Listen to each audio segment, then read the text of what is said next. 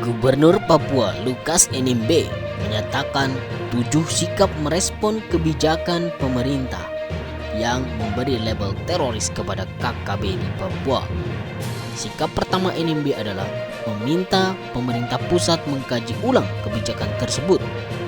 NMB ingin pemerintah memastikan objektivitas dari kebijakan tersebut. Terorisme adalah konsep yang selalu diperdebatkan dalam ruang hukum dan politik. Dengan demikian, penetapan KKB sebagai kelompok teroris perlu untuk ditinjau dengan seksama dan memastikan objektivitas negara dalam pemberian kasus tersebut, kata NMB lewat keterangan tertulis hari Jumat 30 April 2021. Poin kedua, NMB sepakat segala tindakan yang dilakukan KKB adalah perbuatan meresahkan, melanggar hukum, dan menciderai prinsip-prinsip dasar hak asasi manusia.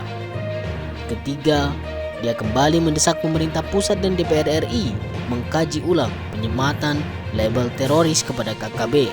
Menurutnya, kajian harus komprehensif dengan memperhatikan dampak sosial, ekonomi, hukum terhadap warga Papua secara umum. NMB mendorong TNI Polri untuk memetakan kekuatan, wilayah sebaran, jumlah orang, dan ciri khusus KKB. Hal ini sangat dibutuhkan sebab pemerintah Provinsi Papua tidak menginginkan ada peristiwa salah tembak dan salah tangkap yang menyasar penduduk sipil Papua, ucap NMB. Politikus Partai Demokrat itu menyoroti dampak yang akan diterima warga Papua di perantauan. Dia khawatir penyematan label teroris kepada KKB akan menimbulkan stigma negatif bagi warga Papua di perantauan. NMB menyarankan pemerintah pusat berkonsultasi dengan Dewan Keamanan PBB terkait kebijakan tersebut. Di poin ketujuh, NMB meminta pemerintah pusat mengubah pendekatan dalam menyelesaikan konflik di Papua.